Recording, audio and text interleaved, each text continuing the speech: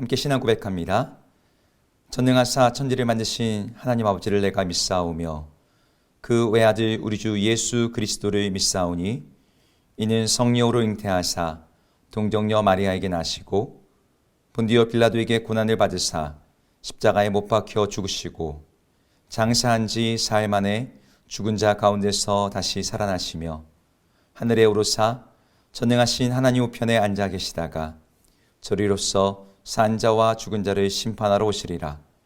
성령을 믿사오며 거룩한 공예와 성도가 서로 교통하는 것과 죄를 사하여 주시는 것과 몸이 다시 사는 것과 영원히 사는 것을 믿사옵나이다.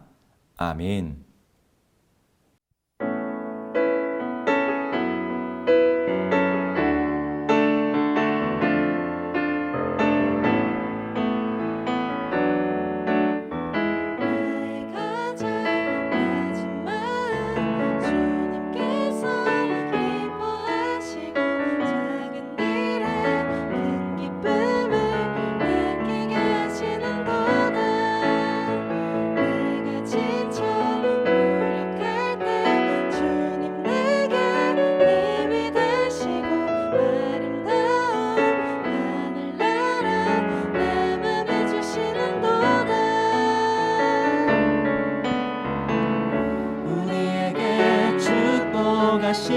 하나님 사랑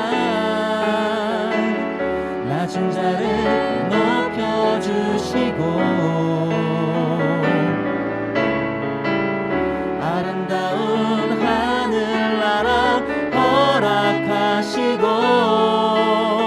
내 모든 것 예비하시네.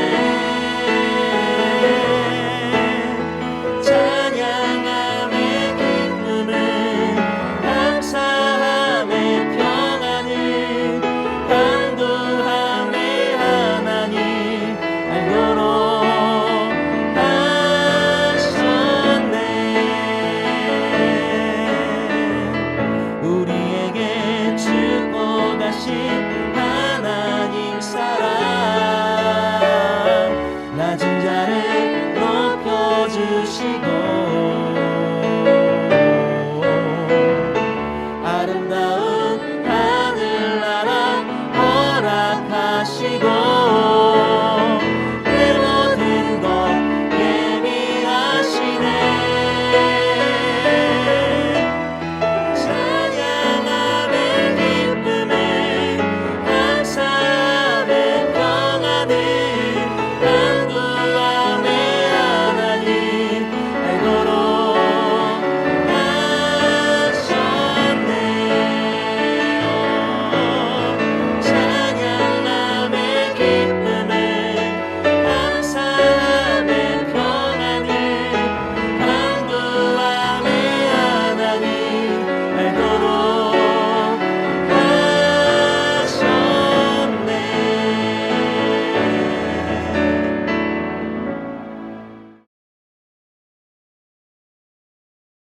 제81편 아삽의 시 인도자를 따라 깃딧에 맞춘 노래.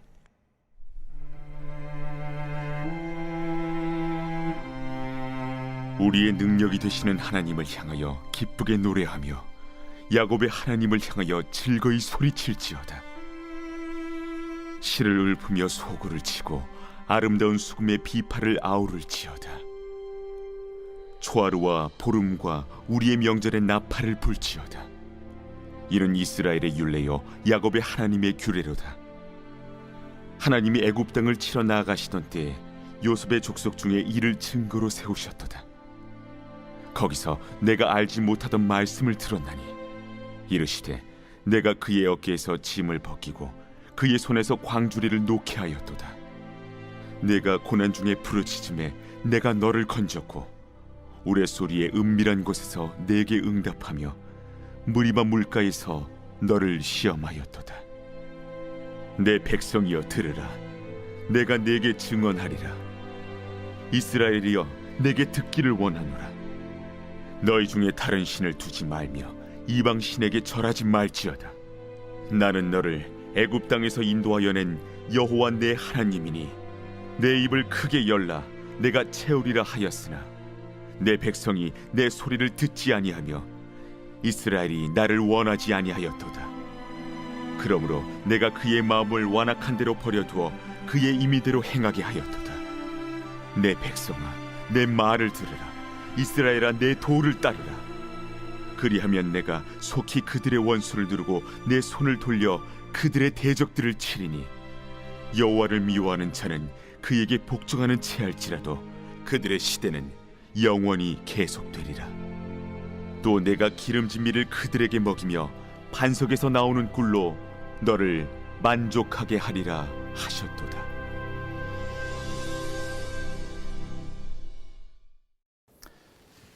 안녕하세요. 오늘도 말씀과 함께 하루를 시작하시는 여러분들을 주의 이름으로 환영하고 축복합니다. 오늘 말씀은 시편 81편의 말씀입니다. 우리가 어제까지는 하나님의 구원을 간절히 요청하는 그러한 간구의 기도를 보았다면, 오늘은 우리가 감사절에 하나님께 올려드리는 찬양의 시편이 오늘 본문입니다. 정확히 어떤 구절에 어떠한 절기에 이 시편이 사용되는지는 정확히 알 수 없지만, 오늘 본문 앞에는 아삽의 시 인도자를 따라 깃딧에 맞춘 노래라는 이 부제가 붙어 있어요.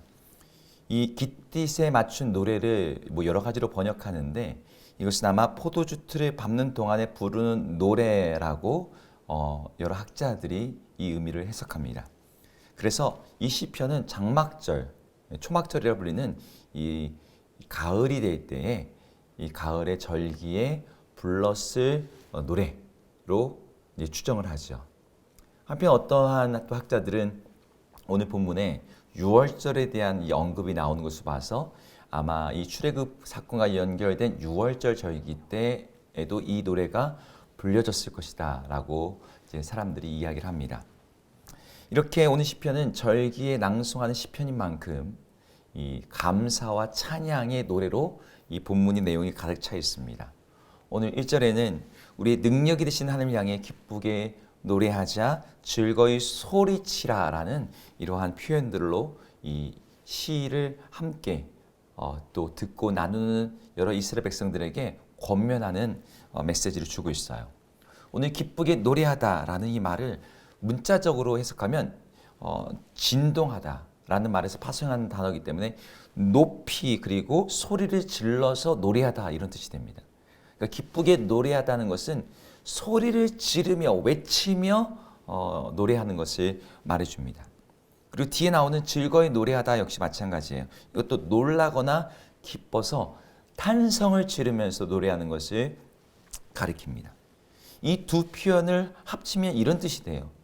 있는 힘을 다해서 큰 소리를 내면서 부르는 노래인 거죠.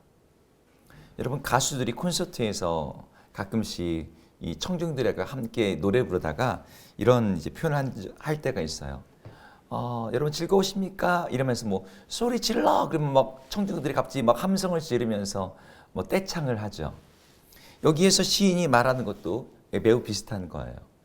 이스라엘 백성들에게 하나님을 향해 있는 힘을 다해서 소리를 지르면서 하나님이 주신 좋은 것들에 대한 깊은 감격과 감사를 표현하자라고 그렇게 초청하고 있는 것입니다.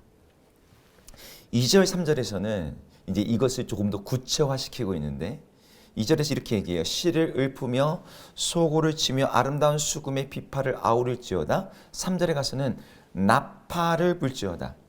이런 표현들은 여러 악기들을 사용해서 하나님께 노래하는 모습을 보여줍니다. 특별히 시를 읊는다, 이것은 사람의 목소리로 하나님을 찬양하는 것을 의미하는 표현입니다.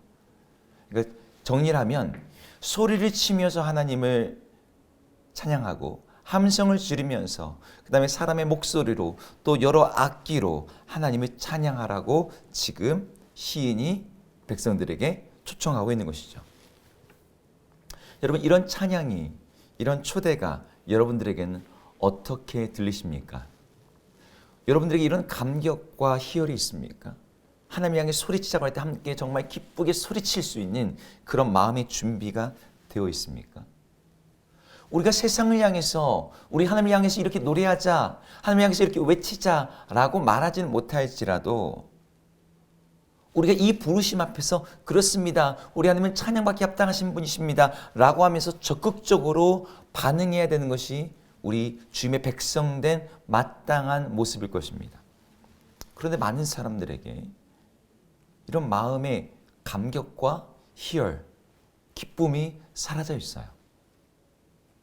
예수님이 제자들에게 이 시대에 대해서 말씀하시면서 정말 기쁜 소고를 치며 노래를 불러도 사람들이 춤추지 않는다라고 했는데 이 시대의 문화가 우리 그리스도인들에게도 들어와 있는 것 같습니다.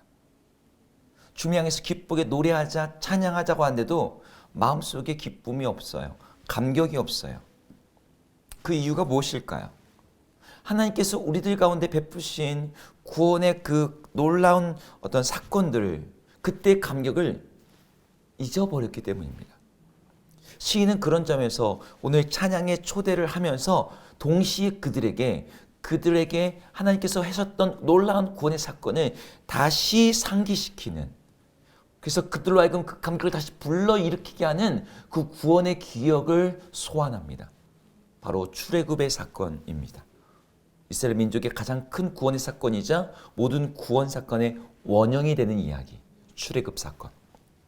노예였던 이스라엘 백성들의 어깨에서 짐을 벗기시고 그들의 손에서 벽돌과 진흙을 나르던 광주리를 놓게 하시고 그들을 노예에서 해방하시고 그들을 신의 산으로 인도하셔서 그곳에서 계명을 주시며 율법을 주시면서 나는 너희 하나님, 너희는 나의 백성이 될 것이라고 그들과 함께 언약을 맺으셨고, 그리고 심지어 이스라엘 백성들이 완악하여 하나님을 떠나고 하나님 앞에서 범죄할지라도 너희들이 돌이킨다면 하나님이 신실하셔서 다시 그들을 받아들이시겠다라고 하는 이 구원의 감격의 사건을 오늘 이 시편 기자가 본문 안에서 묘사하고 있는 것이죠. 하나님을 청종한 자들을 하나님은 먹이시고 인도하시고 붙드신다. 그러니 그 구원의 사건이 지금도 우리들 가운데 계속되고 있으니 하나님 앞에서 기뻐하고 즐거워하자라고 말하는 것입니다. 바로 이런 하나님의 일하심을 상기하면서 잠들어 있던 기쁨을 일깨우며 잊혀졌던 감격을 되찾게 했던 것이죠. 우리들도 그렇습니다. 여러분들 신앙생활이 맹숭하신가요?